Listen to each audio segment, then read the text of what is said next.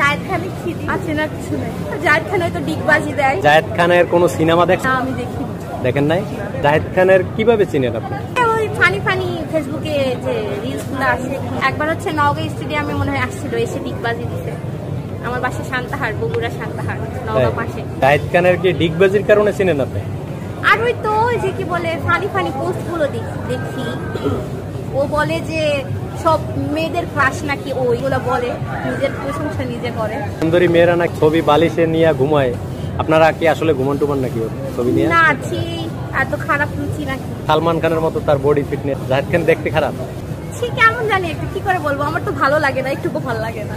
উনি তো বলে মেয়েরা অনেক সুন্দরী সুন্দরী মেয়েরা নাকি ওনার পাগল। অন্য মেয়েদের লাগতে পারে, বাট আমার পার্সোনালি লাগে না ভালো, বিরক্ত লাগে না, হাস্যকর মনে হয়। উনি তো বলে উনি সুপারস্টার, আমার কাছে তো জোকার মনে হয়। ওনার এখন পর্যন্ত কোনো ছবি দেখেন নাই? না, আমি দেখি। সিনেমা দেখেন নাই? উনি নাকি ওনার অনেক ছবি আছে নাকি হিট ছবি, কোনো ছবির নাম বলতে পারবেন? না, আমি আসলে বলতে পারবো না। নামও বলতে পারবেন না।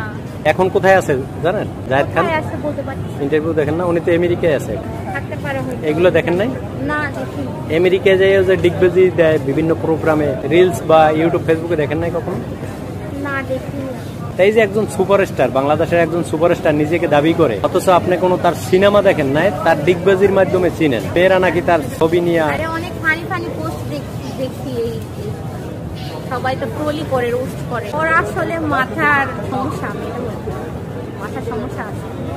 কার? জায়েদ খানের? হ্যাঁ, মানে মনে হয় নিজেকে নিয়ে সারাদিন ডে ড্রিমিং করে, বেশি ডে ড্রিমিং করে, বা নিজের প্রতি অবজেস্ট থাকাও একটা ভালো গুণ। তার দুঃখ নাই, যেমন জায়েদ খান সবসময় দেখি তো মানে নিজেকে সান্ত্বনা দিয়ে অনেক ভালো থাকে, বাট বাস্তবতা আমার মনে হয় না যে ওর ফ্যান ফলোয়ার ওই যে উদ্ভট কাজ করে ওটার কারণে, বাট বাস্তবে ক্রাশ হওয়ার মতো কোনো দিক নাই আমার মনে হয় জায়েদ খানের। হ্যাঁ, তার পিছনে নাকি হাজার হাজার মেয়েরা পাগল, সুন্দরী মেয়েরা। আমার মনে হয় এটা হচ্ছে স্পটলাইটে থাকার জন্য বলছি। উনি ঢাকা ইউনিভার্সিটির স্টুডেন্ট, ওনার ইন্টারভিউগুলো যখন দেখেন, উনি যে কথাগুলো বলে কেমন লাগে? আমার হাসি আসে, ও যেটাই বলে আবার হাসি লাগে, হাসি ছাড়া কিছুই আসে না।